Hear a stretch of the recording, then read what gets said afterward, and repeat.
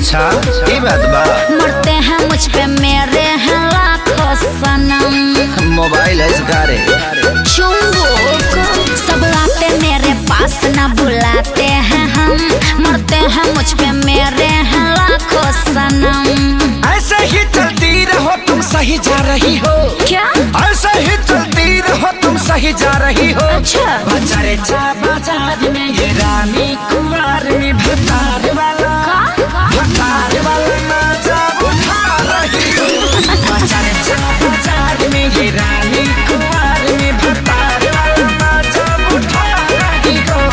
हाँ तब का अच्छा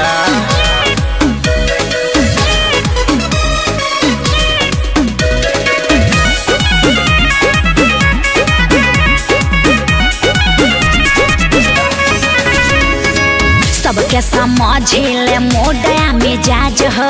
हमारा जवानी के अलग बराज अरे हो। चूस गईले तो हर जूता जवानी तब बिक रहल बा तो हर जूठा जवानी। चीज ऐसन बा हमेशा बिकते रही। हमार सर गइल बा का। सबके समझिले मोडया मिजाज हो। हमारा जवानी के अलग बराज अरे हो। चूस गईले तो हर जूता जवानी तब बिक रहल बा हर जूठा जवानी। धीरे धीरे ट्रैक पे तुम अब आ रही हो।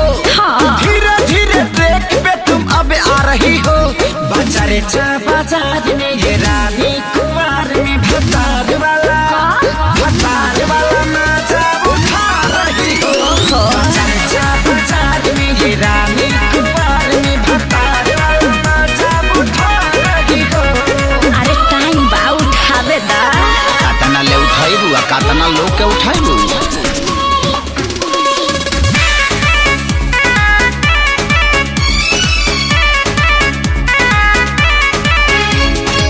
केहू न ऐसा जे पागल न प्यार में मार करवाइले हम ता बाजार में। छोड़ दी हले जब धके खेसारी। हाँ। भर गइलू अजय बच्चन बभारी।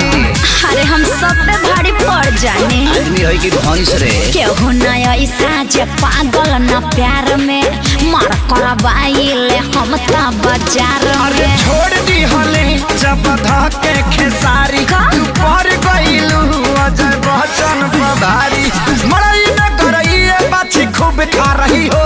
अच्छा मरई न करइए बाछी खूब खा रही हो। ओके बाजारे चा बाजार में ये रानी कुमार में भतार वाला मजा उठा रही हो। सबका बाजारे चा बाजार में ये रानी कुमार में भतार वाला मजा उठा रही हो।